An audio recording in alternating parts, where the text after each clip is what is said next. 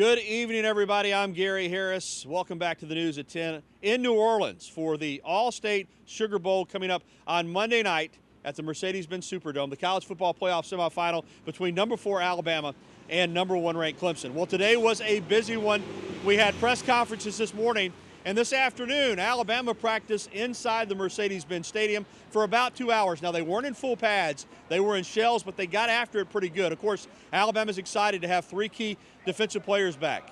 Linebackers, Terrell Lewis, Christian Miller, and Matt Wilson. But disappointed that the senior leader, Sean Deion Hamilton, for the second straight year, he'll miss the college football playoffs with a knee injury. Also, the freshman that played so well down the stretch, Dylan Moses, he is out as well. Now, Jalen Hurts, rumors been going around that he's been a little bit sick, maybe with the flu bug, but he was at practice today. He is a guy that's going to have to make plays. He's the quarterback. A lot of scrutiny around his play against Auburn in the last game. Brian Daboll's the offensive coordinator. It's his job to make sure that Jalen Hurts plays his best in the biggest game of the season. Meanwhile, over at Tulane University, the defending national champion Clemson Tigers did practice outside in full pads. Now, this is a football team that won the national championship last year by beating Alabama. And even though Alabama's the betting favorite out in Vegas, a lot of people around the country think Clemson is the better team, and Clemson believes that. That's just their demeanor. In fact, their motto is leave no doubt.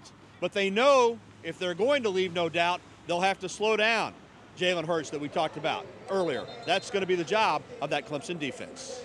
And Assistant Sports Director Brandon Cameron joins me now for more analysis of Alabama and Clemson. You covered Clemson's practice today. We just saw the video.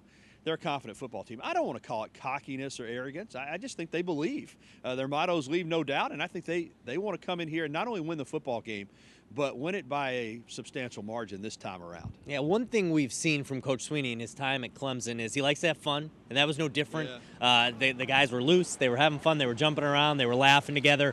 One thing we haven't seen from Coach Swinney is how he leads a team trying to repeat.